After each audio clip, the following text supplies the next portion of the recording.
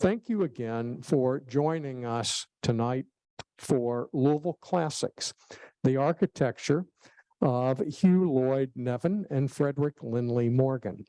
John David Myles, tonight's lecturer, is an attorney and a former circuit court judge. For 25 years, he has written the tour notes for the Filson's annual house tour. He has spoken at the Filson on such topics as Benjamin Henry Latrobe's Pope Villa and the Ferguson Mansion, as well as 3 of the previous books that he's written. 2 of them, Historic Architecture of Shelby County, Kentucky from 1792 to 1915, and Walter H. Kaiser's Neighborhood Sketches Revisited, have received the Samuel W. Thomas Book Award from the Louisville Historical League and publications awards from the Kentucky Historical Society. He and his wife, Mary Helen, received awards for the Ida Lee Willis Memorial Foundation and Preservation Kentucky for the restoration of their beautiful home, the 1839 John Dale House in Simpsonville. Please join me in welcoming John David Myles.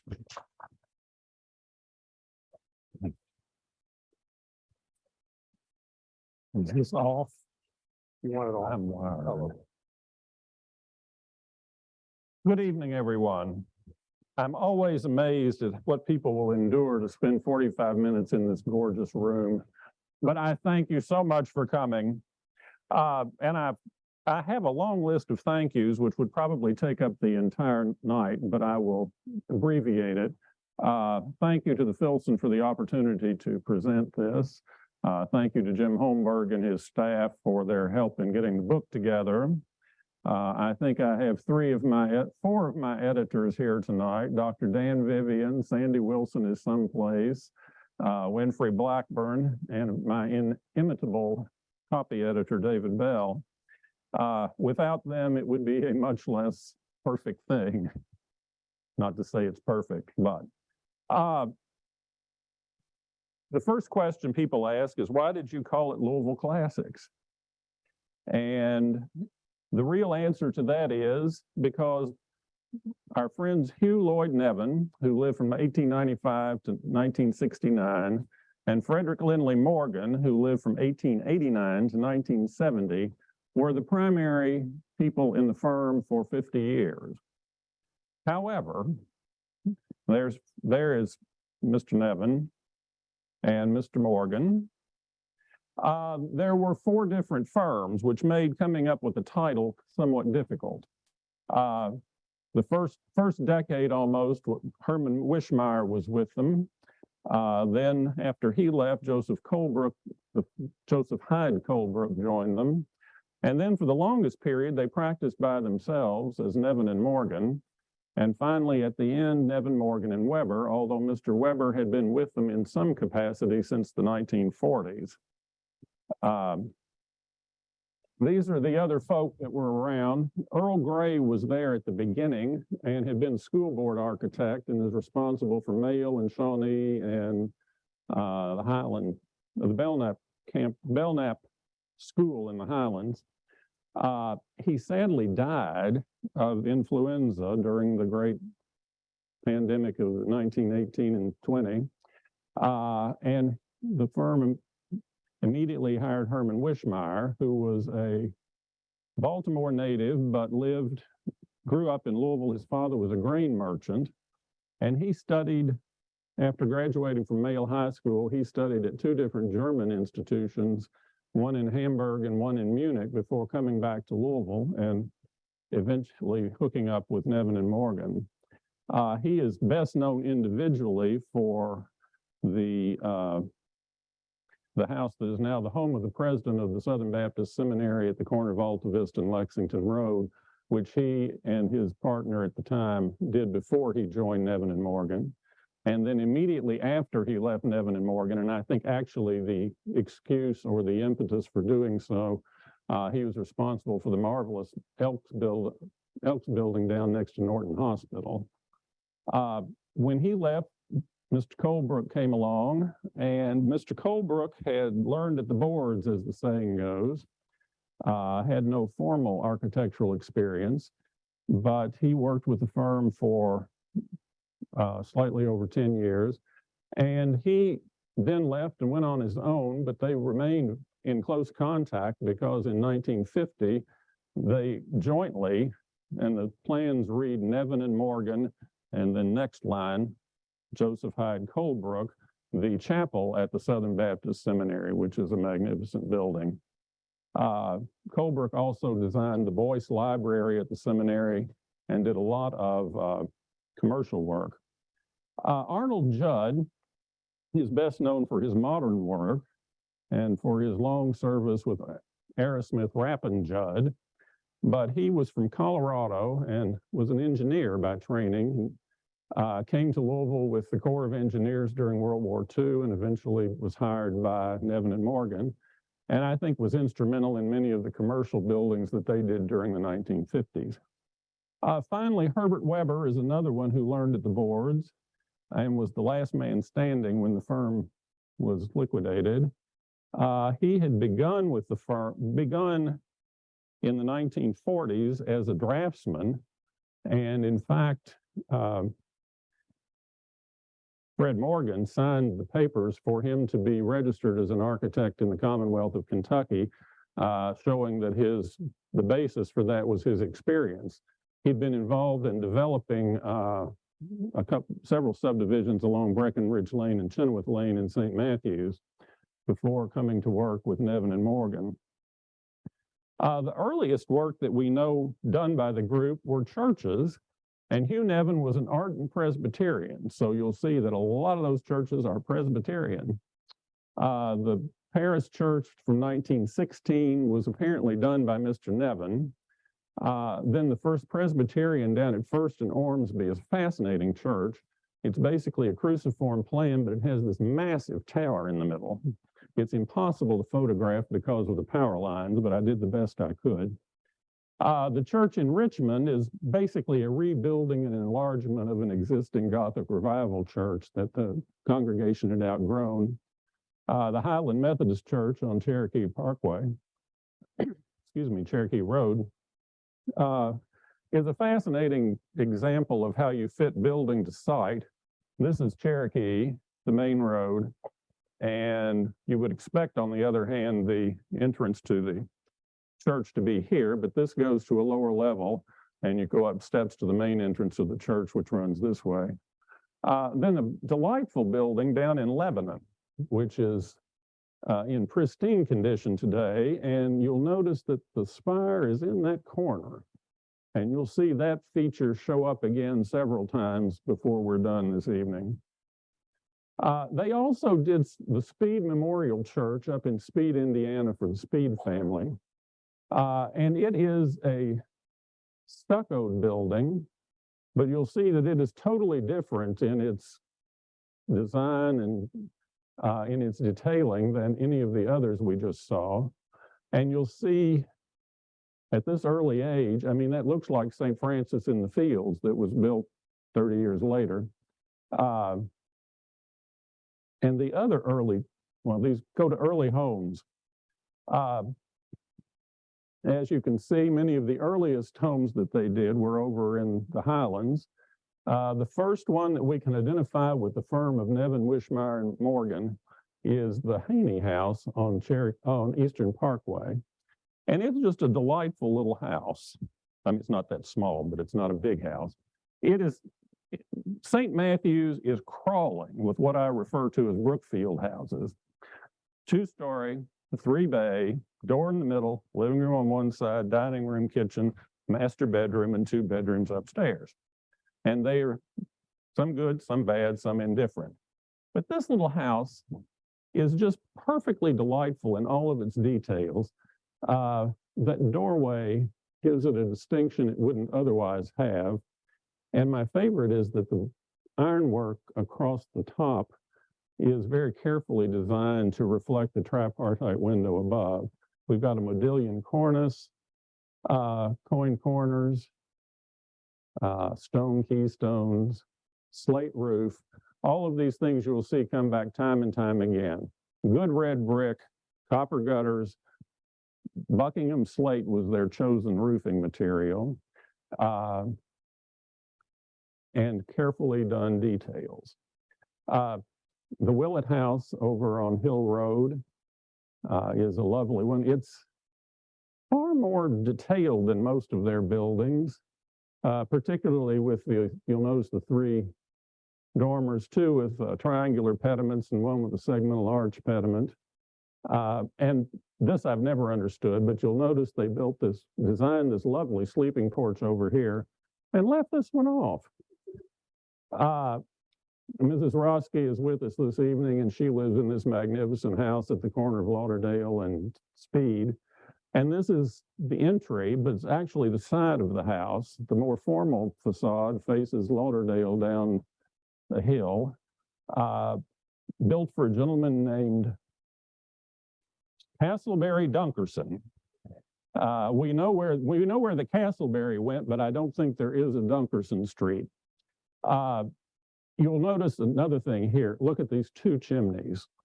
You can't miss them.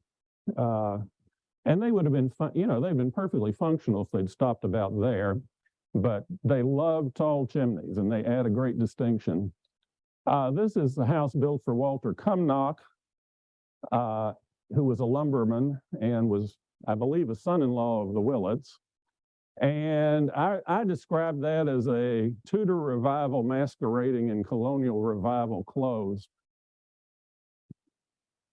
I think Bill Juckett and his wife lived there for a number of years. I think they're with us tonight. It's a delightful house. All these windows, none of which match anything else, fill it with light. And there's the most delightful little, I assume it was built as a conservatory because it was without the main exterior walls, but it's tiled and has a fireplace and windows on three sides. But a delightful house, but try to describe it. They did larger houses in the 20s as well. The Tway House at Plainview, this magnificent house that was built for the Ballard family in Glenview, the Haldeman House, and one of the finest houses I think they ever did was the house they built for James Thompson on Lightfoot Road. And this is now used as the entry front of the house because part of the land has been sold. But when it was designed, this looked strictly out onto lawn, and you came around the side to an entrance court in the rear. It has a pair of living room and dining room which face each other on the street side across the central hall with absolutely superb woodwork. And of course, we all know about Druminard, or have read about it ad nauseum. It's a fascinating house that I think draws its inspiration from a Philadelphia architect named Harry Lindbergh. Again, it is a complete mixture of everything. Whoops, excuse me. That's the button I'm after. Again, these massive tall chimneys, a very steep roof, a combination of anything you can imagine, double windows, French doors, balconies, and there's an absolutely superb frontispiece at the door, which is taken from a couple of New England precedents which were published in the White Pine series. The house is today owned by a gentleman named Stephen Fox, and I'm thrilled to say is in marvelous shape, and he's working on the gardens and the grounds after we went through years and years and years. And in fact, this was not the first time the house had gotten in trouble with the highway department. There's correspondence between Major Watson and the Olmsted firm when 42 went through, how that was going to damage the view of their country place. It went through. I think their finest house is the Boone Porter Estate, which is basically Ridgeway with a second floor.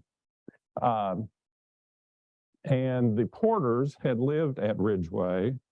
Of course, it was built by Helen Bullitt Massey and her husband back in the 18 teens. and by the time of the 1920s had become sort of a derelict farmhouse in the potato fields of St. Matthews. But a couple named Kosar purchased it, and he was the postmaster and she was the social columnist for the Courier. And they called in Nevin, Wishmeyer, and Morgan at the time and put the house in order so it could be livable and presentable and the way Mr. Morgan thought it ought to be. It got a railing at the top of the roof that probably was never there, but was brought into the 20th century and made a divine house. The Porters rented it from the Kosars for 4 or 5 years. And then the Kosars decided to sell the property, and the Porters bought property out on 22, out past what was then the St. Thomas Seminary, near the Springdale Church, and built this house. The first floor is very similar to Ridgeway. And this room over here is the only room that can compete with this one in the city of Louisville. There's a magnificent library. And in this hyphen, there's a spiral staircase that you need to eat with a spoon, to use Stratton Hammond's old saying. It's just an elegant house, and it looks out on the fields. This property backs up to the Palmer Ball property on Westport Road.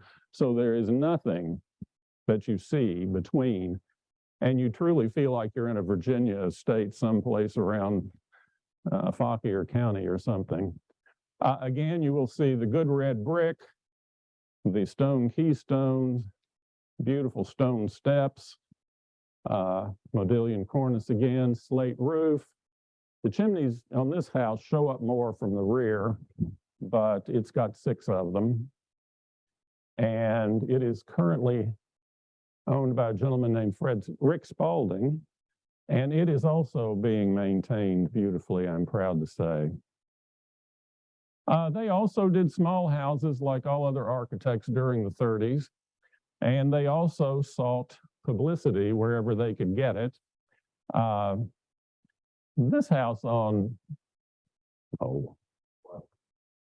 Valletta, thank you, was built for Dwight Anderson, who was the dean of the music school for years.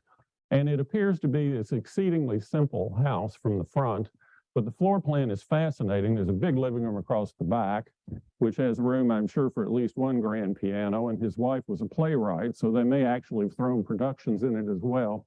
But it works its way down the hill and has rooms at all different levels. This house on Top Hill is a fascinating house. And again, you'll see even a small house, the chimney is incredible. And there's a porch at the back that has most beautiful arched brick archways that support the porch from the main level. This little house, which got publicity in a national architectural publication, was built, is still standing out on Taylorsville Road, was built for Jamie Hendon's family and for his uncle, actually, who was a protege of Mayor Farnsley. And as you'll see, it was a small, compact house, but even so, they very carefully, look at the chimney on that. And also that round vent in the gable end, they paid close attention even when they were doing small buildings.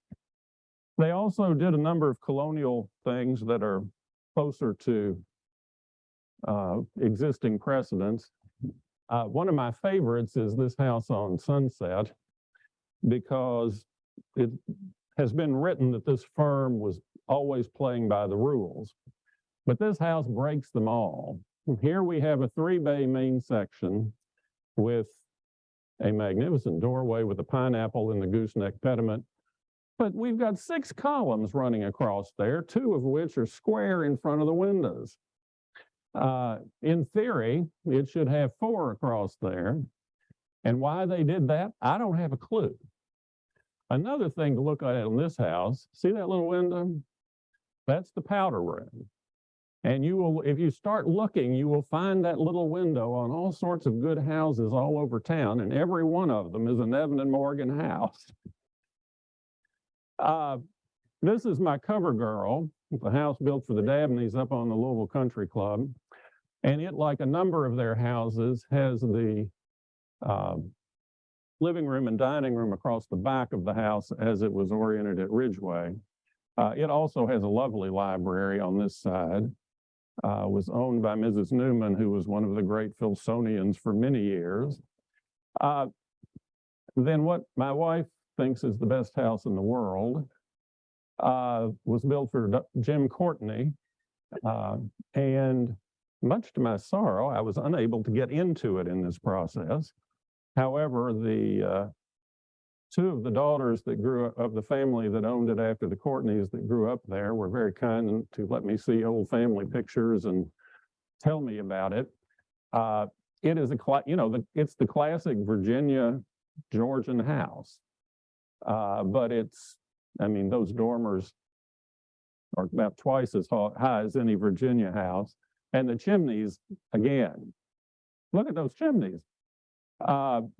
The doorway was copied from one in Alexandria, Virginia on the Washington Street or the Parkway. And the house is fascinating in a number of respects. It's perfect on the front, but the back is a long L. And apparently Mr. Courtney was extremely scared of fire. So the rooms in the back L wing all have doors where two ways to get in and out. And there was a porch, two-story porch on the inside of this L that they also opened onto. So you could get out of there if you wanted to. I call this mix and match. I'm sure everyone is familiar with Cobble Court on Glenview Avenue, built for the Allen family. And if you sat down and wrote out a description of the elements of this house, your first reaction would be, what a piece of. But it all fits together so beautifully and is such an attractive house. We've got windows of every different description, double, single, triple. We've got Tudor hoods over these windows. We've got the Tudor arch and the stone here. We've got the necessary powder room window. We've got half timbering, which is real, above the windows, below the windows. We've got dormers with open pediment fronts. We've got dormers with clip pediment fronts. We've got a garage wing with a bell tower. I'm not sure what else could have been thrown at it, but it's marvelous the way it all comes together. And it's a fascinating house from plan standpoint. There's nothing on the first floor except this powder room and a stairway that goes to the main level of the house. And it backs into the hill going up to the LaFawn Allen house. And it's just one of my favorites. And the court makes all the difference in the world. The other one I show is Beech Grove, which was built for the Collis, the second house built for the Collises. It again is sort of a mixture of colonial and Tudor, and again, a little bit of everything. We've got all sorts of windows, all sorts of dormers, lots of chimneys, and we've got this wonderful garage, which is sort of tucked away into the side of the hill. It's, a story and a half from the backside. And again, the bell tower. Here, the archway opens into a vestibule, and the stair winds back around beneath these windows going up to the second floor. Has a gorgeous view of the river, and again, I'm thrilled to say, in lovely condition and being carefully looked after. The Shyrick residence is considered by many to be their greatest house, and was the last really major house built in Louisville before World War II. And again, look at the chimneys, and look at the corners of the chimneys, which are inset of brick. Then we have a string course. Then we have molded stone caps. But the interesting thing about this house is the height of its roof. When we looked at the white Thompson house on Lightfoot, it had a roof that started out basically the same pitch as this house, but didn't go nearly so tall. They capped it and put a flat roof at the top. This one, they take the 45-degree all the way up and give you a huge roof. This house, again, has the living room and dining room across the back. There's a lovely library here, service wing over here, and it looks out over the hillside going down to Mockingbird Valley Road. The current owner was kind enough to give me a set of notes which had been given to her by Mrs. Colonel Hines, who was actually Mrs. Shyrick before she was Mrs. Hines, and told about the process of building the house. And the best part of the story is that Mr. Shyrick, who was the son of a former business partner of Hugh Nevin's, Mr. Shyrick, when he was a Boy Scout, had camped out in the country on Mockingbird Valley Road and carved his name in a tree and looked up the hill and said, someday I'm going to build a house there. Well, he in fact did, which is remarkable. And the tree was apparently still standing with the initials carved in it when he and his wife went to look at the property. A decorator from Lexington got involved in the process and made some changes in the house, which give it a more French appearance than it would have ordinarily had. When it was designed, it was going to have a Palladian window over the door. Instead, it gets this remarkable pair of volutes and then this finial. And you'll see a number of times they've used the rustication around the doorway to give it emphasis. It's just a beautifully constructed house and impeccably maintained. After the war, things were not as busy as they were before in the residential end of things. But they did some lovely houses. For Mrs. Stahl out on Limekiln Lane, a house for a family named Miller on Bow, which is, again, a house that falls off the hill. So the living room is here, and the master suite over here. You go down a lovely spiral staircase to the lower level to a dining room, which opens onto a terrace and the kitchen. My grandparents used to live next door to this house, and I always just thought it was charming. And I come to find out in this process that it was the home for almost 50 years of Arnold Judd. This is the guy who was the engineer from Colorado who ended up working with Aerosmith, Rapp and Judd, whose hero was Mies van der Rohe.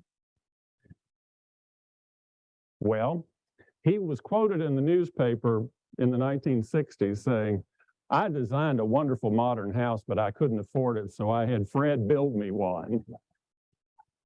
And if you work with photography to sometimes hide things you don't want to show. There was a flapping something, but there's one of those little bathroom windows right there. This is the only modern house that they designed, and it was built for Winthrop Allen at the end of Fairway Lane. And as unprepossessing as it is from the front, it still has two big chimneys, and it is magnificent the way it opens across the back and has an absolutely superb limestone tile floor there through the living room and dining area. It is built of redwood, had a slate roof. Again, the materials are superb, the workmanship was superb, and it is virtually unchanged, and passed from Mr. Allen to his grandson Stites, and then to Lou and Colin McNaughton. Tell them what Rolling Field said about them. Apparently, the first design had a single slope roof from the front back. And Rolling Fields, apparently, I guess the McMakin crowd at that stage still maintained some control over what was built there. And they said, I'm sorry, that doesn't fit with all of our other good houses in Rolling Fields, and made them come back with a regular gable. Unfortunately, the plans for that house, or the first version of it, do not survive. Then their last decade, they did these three houses, as well as another riff on Ridgeway. This house I stumbled upon. The plans are for some unknown reason, the plans are filed at the Filson and the Stratton Hammond papers. But if you look at it, it is a flipped version of Beech Grove, the Collis house up on the Country Club, built for a gentleman named Conrad, who was in the lumber business. And the first floor, the living room, dining room, or living room, library, and hallway are all paneled, each in a different wood. The service wing is given over to accommodations for the 8 children the Conrads had. He was quite a horseman as well. This is out in one of the few houses they did outside of Jefferson County, out in Oldham. This house was built for the roads up on the Country Club area, and is very similar in concept and layout originally to a house that was built for Mr. and Ms. Arthur King on Woodhill Road. I say that this house is probably Fred Morgan's valedictory. And I also say that it was that great combination of factors. Clients who had not only the taste and intelligence and means to hire the architect who knew what to do with all of the above, although the client says he wasn't very good with closets. And it has now been restored after a period of dormancy by very interested and concerned owners, and it's just a superb house. It was, as you can figure out, again, basically a riff on Ridgeway, and he got to put his lantern on top. And again, this house is sufficiently large that while the living room and dining room are both on the back, there was room to separate them by the hallway, which goes all the way through and opens to a large terrace that overlooks the river. There are lovely gardens that were designed by Ambrose Haldeman as well.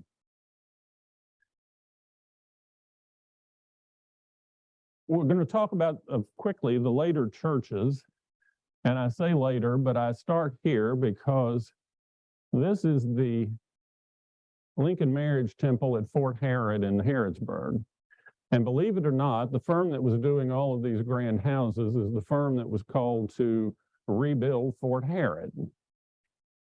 That they did, and then later, the Obama birthing situation is not the first time we've had one of these problems in this country. There was great consternation as to whether or not Nancy and Tom Lincoln were married when Abraham was born.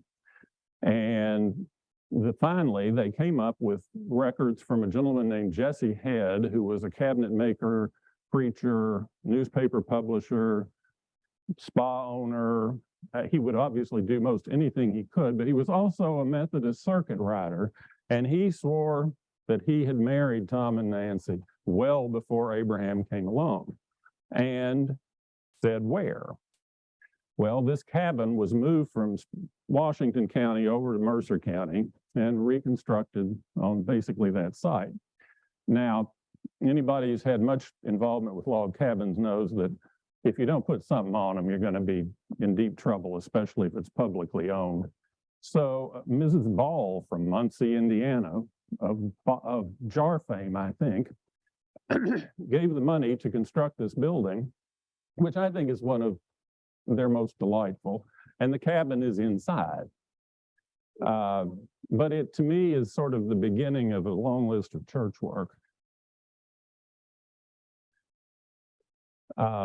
Their biggest church was the alumni chapel at Southern Baptist Seminary, which they worked on with Mr. Colebrook, and is a classic riff on the St. Martin's in the Fields in London on Trafalgar Square. Excuse me. Unfortunately, it does not have the tall windows that St. Martin's has, because there is a balcony that runs all the way around and allows the building to handle 1,600 people. After the World War II was over and building became a possibility again, they were involved in a number of churches. At St. Francis, they did the original chapel, and then 10 years later added the cloister and the parish hall. The chapel at Second Presbyterian Church, St. Matthew's Methodist Church. And I pointed out in Lebanon that spire or tower back in the corner of the church and the transept. And here is Broadway Baptist, where they employed the same thing. There's also a church that John Russell Pope did that got a lot of publicity that had placed a spire in this position. And I think that Fred Morgan must have been a great admirer of John Russell Pope, because we'll talk about the Pendennis later, but it's basically a delightful copy of a John Russell Pope building in Milwaukee. This is the only church that they designed, as architects are wont to do, the next step for each of these. And the only place where the next step got built, according to their plans, was at Broadway Baptist.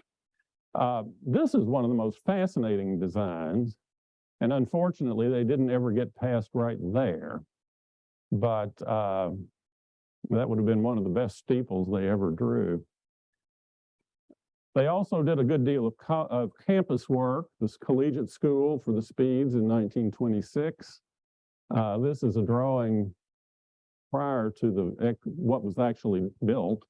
I assume this was probably to be stucco here, which would have made the composition much more focused.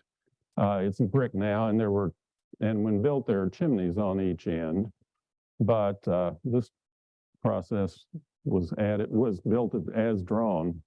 And apparently the Speeds were perfectly satisfied with both the church and the school, and they ultimately had the Speed building built. Fred Morgan was one of the people with Allied Architects that was involved in the design of the Belknap campus. Ossian Ward later said that Fred Morgan and a gentleman named Glossop were the two who were primarily responsible for designing this building, which has been the face of U of L ever since. This is one of my favorite things they did, the Women's Missionary Union Training School. The WMU, as the good Baptists like my mother call it, had been located down on Broadway, and they, like many others, decided to move east.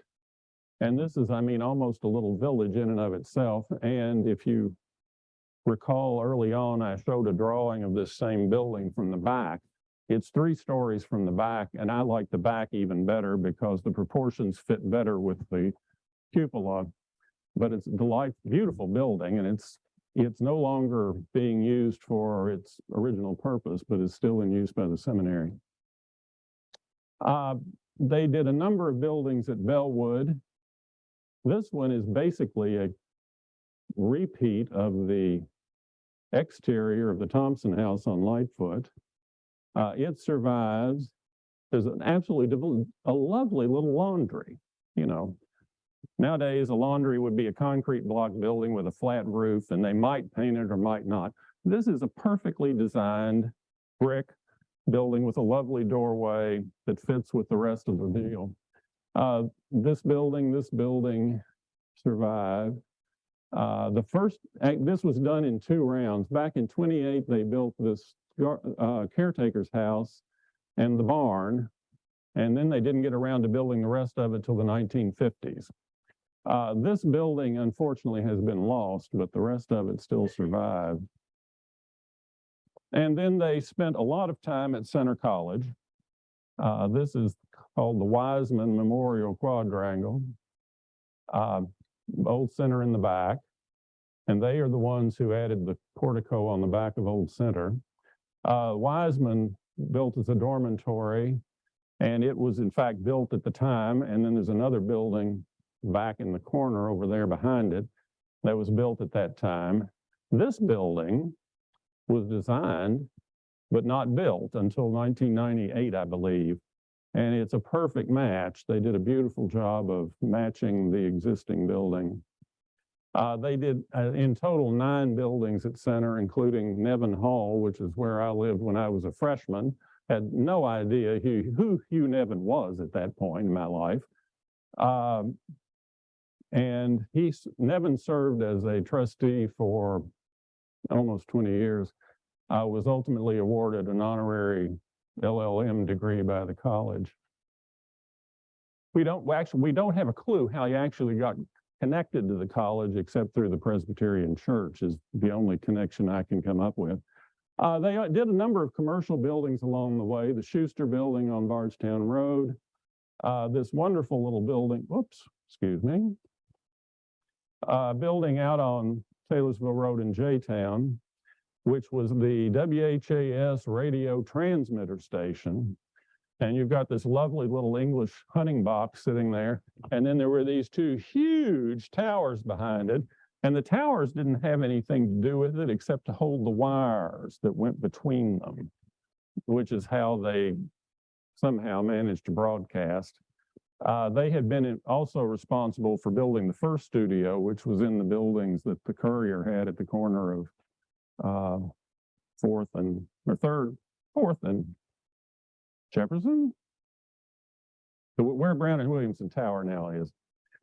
This is a wonderful building and one of the very few Art Deco buildings in Louisville, and it is beautifully ornamented and beautifully detailed inside, and was built as competition to the Citizens Building in the banking space in the old Kentucky Home Life building. But you'll see it's a much more modern and sleek version of that. The banking hall that Citizens had in the Home Life building is like the Baths of Caracalla. It's a fabulous room, but this bank went downhill shortly after it was completed, sadly. Then another bank took over. This building still stands out on 11th Street in the middle of a huge empty brownfield. It was built for the Jones Dabney Paint Company and was their laboratory. It was poured concrete, and you'll see that there was again national publicity about it. You'll see the curved windows, and you can't really tell, I don't imagine, but there's a scale of justice, or I guess a scale of laboratory in the concrete, and then the name of the firm embedded in the concrete. Everything else about Jones Dabney is gone, but this poor little building stands there all by itself, crying for somebody to do something. I mentioned the Allied architects at U of L back in the 20s. The group got together again to do Beecher Terrace and Clarksdale, and Nevin and Morgan were involved in that. And I think that's where they ran across Mr. Weber. But you'll notice that it is a very pared back approach to building. On the other hand, it is not without its detailing. It had a stone course under the 3rd or 2nd floor windows, depending on the height. Built of beautiful red brick, copper gutters, and served its purpose for a number of years, but is now gone, of course. How they ended up being the ones to build Lee Terminal, I'll never know. But I had to show this picture because I think that pink car is just too good not to see. That's the original terminal at Stanford Field. Was it Eddie Rickenbacker? Was the head of Eastern Airlines, if I'm remembering correctly, came to town when it was opened and allowed that it was the most wonderful terminal he'd ever seen. In 1968, I think in reference to work going on at Actors, Harry Weiss, a very well-known architect out of Chicago, and Philip Johnson of the Museum of Modern Art fame and the Glass House in New Canaan and various other things, they came to town and were advising and also took a tour and commented on various buildings. And Johnson said that the Pendennis was one of the best traditional buildings he'd ever seen. And Weiss was quoted as saying this was one of the most ungainly things he'd ever seen. But by this time, many of you all will remember over here was the Delta terminal, and it had these scalloped roofs. Now, why in the world that got added on to that building, I don't know. But so you have Nevin and Morgan responsible for one of the best and one of the worst buildings in town. They also did for the Speeds, the building at the corner of 2nd and Muhammad Ali, the Grand Lodge of the Kentucky Masons down on 4th Street, which is one of those buildings that really requires paying close attention to. Your first impression is it's just a plain old block. But when you look at it, the workmanship of that stone and the aluminum surround of the doorway, it's a beautifully detailed building. And I'm very fond of the Independence Life and Accident Company building, which is on another corner of 2nd and Muhammad Ali. I like the fact that they were breaking things up a bit there. And it's basically as built. I'll wind up here with the Pendennis Club, which is probably their best known building. And as I said, it is not a copy, but very closely related to the University Club in Milwaukee, Wisconsin, which was designed by John Russell Pope. And not only can you tell that from looking at the two buildings, but there are in Morgan's files out at U of L, the publication of the John Russell Pope building. It was not a copy. Pope had a segmental arch here, an elliptical fan rather than a half circle with the rustication. His pilasters were Ionic rather than Corinthian. And that building had another story on it. So they played fast and loose with their parapet. But again, look at those chimneys. The building is remarkable. It is still together, given the abuse it's taken over the years. Here you see the library and the entry hall, these beautiful elliptical arches with the paneling and the beautiful marble floor. The library is just one of those rooms where you, in fact, do want to snuggle in with a book. Finally, Mr. Nevin was on the board at the Bernheim Foundation for many years. And if you go out there now, one of the first signs you see is one pointing you to the right down to Lake Nevin. And they did two buildings out there. This was the second, and it is down on the lake. It's redwood all the way through. Very simply done, but there's a hexagonal room in the middle that has these two sets of French doors on each end, and then there are offices front and back and restrooms and such. And then it has this pergola all the way around to keep it shaded. The landscaping, of course, has taken over at this point, but it's a lovely little building, and you can tell Mr. Morgan was proud of it. I love that photograph, although my friend David Bell thought, why are you using that? All of that said, thank you all very much.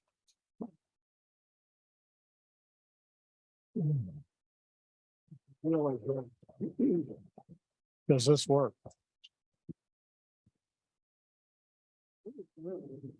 Can you hear me? Good. We're open for questions. If anyone would like to ask, I can bring the microphone to you.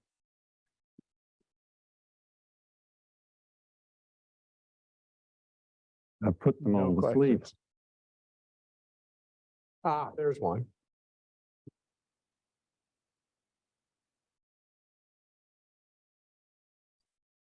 How did all this Tudor detailing sneak into a colonial area like Kentucky?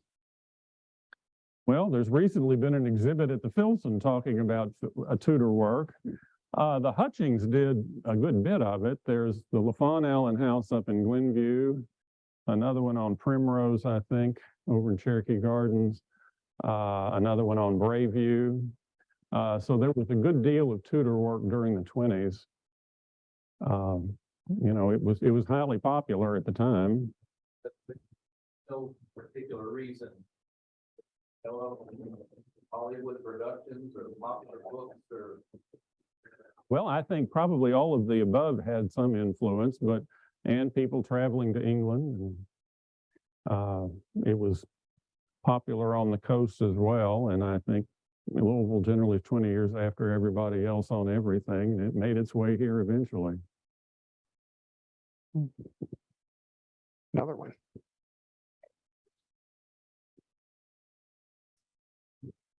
You mentioned the use of redwood in a couple of the buildings. I'm curious, how common was that to build with redwood here in Kentucky? Well, as far as a full building, I think it's pretty rare. Now, people would use it for especially exterior work, trim and things. It was never cheap, and then it became increasingly expensive. The gentleman sitting in the low chair. With all the money in Louisville, why haven't more modern buildings been developed, homes, it's like Frank Lloyd Wright style homes that you see all over the country?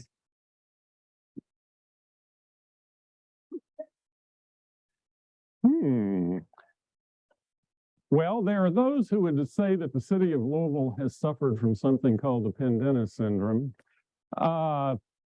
It's a very conservative town and has been enamored with its old buildings and has been reproducing them better and worse all along. Which is not to say that there aren't good modern ones floating around, but they are not very many of them. It's just a matter.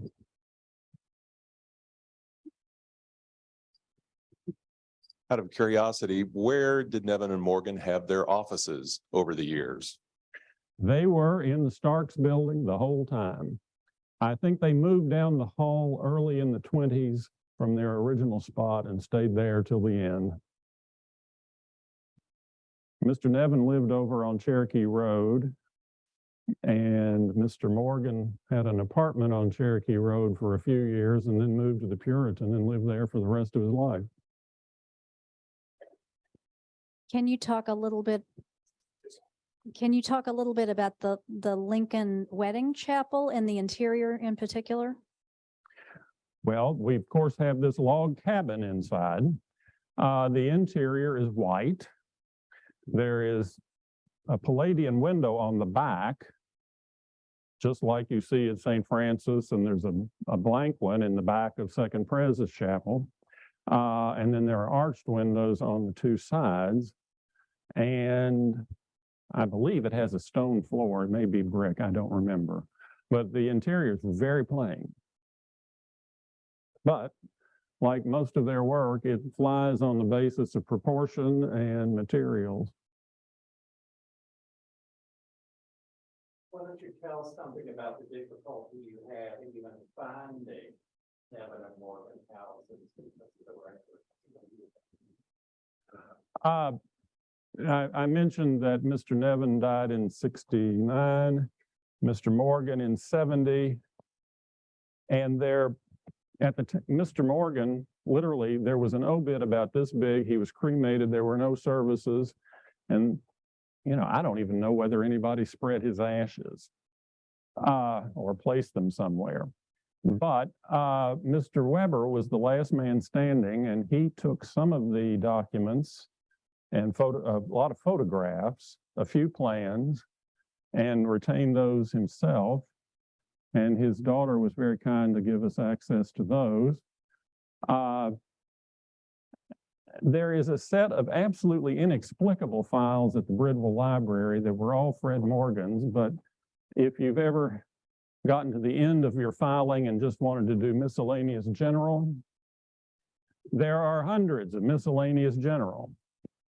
And then Mary Stewart Reichert, who is one of the Juniper Club folk, was apparently a good friend of Mr. Nevin. And she says that many things were burned. Stratton Hammond, in an article that never got published but is still around, said they mysteriously disappeared. So, you know, with Stratton Hammond's papers, his family gave them to the Filson. Stratton, of all the things he was neat. They were meticulously filed. So that's there. The Colebrook papers are not nearly so nicely dealt with at this stage of the game, but they're all there. But nothing, no collection of papers for Nevin and Morgan exists. So there are, you know, you start out with somebody knows this person, and somebody else knows that one, and you start calling, and then the demise of the phone book made it even worse because you have to call this person to find out if you can get to that person. But that's how, you know, how the process went. And then, and there's a lady who had done a master's thesis out at U of L had identified a number of buildings. And then Fred Morgan had enough of reputation at the time that he died that people kept saying, oh, well, that's Fred Morgan's, that's Fred Morgan's, that's Fred Morgan. And ultimately, when you start looking for the little powder room windows, you can pick out a lot of them.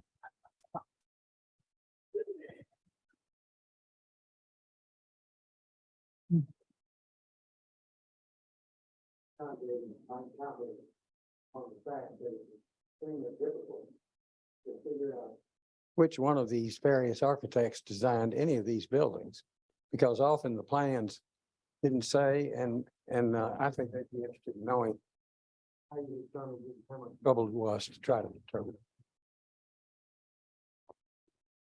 I gave up early on. I have attributed them to the firm where I've been able to figure out when they stopped using X name and went to the next name. Now, the only document that I saw that I could say for a fact was done by Fred Morgan was the plan for the Haney House, and it has FLM on it.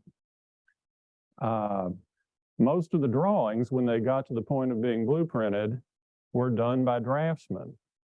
And there might be 20 different sets of initials that I have no idea to whom they belonged. But, and since there weren't any records, no real way of finding out. My suspicion is that the two real designers in the firm were always Fred Morgan, and when he was still there, Herman Wishmeyer. Mr. Nevin was reputed to be a wonderful person, a great athlete, and a fabulous businessman. I'm not sure he was the designer that Fred Morgan was. Wishmeyer and Morgan were the two who were professionally trained of the group. We have time for one more question. Back there. He has said that on occasion, when Fred Morgan needed somebody to draw up something in a hurry during the Depression, that he did some drawings for them, but I don't have any idea which ones. But as far as an employee relationship, I don't think so.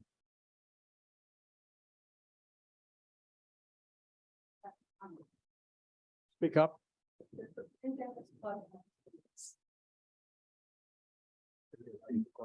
The question is, does the Pendennis Club have tunnels?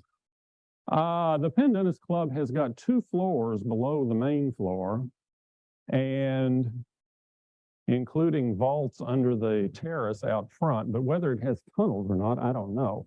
Now, if you're trying to go to the Rathskeller from the main lobby, you think you're in a tunnel, and I am convinced that that was done. You know, 28 was still prohibition. I'm convinced that that was very carefully designed so that nobody would hear the crowd having a good time downstairs. But I'm not aware of tunnels as such. Okay. John David Myles, thank you so much.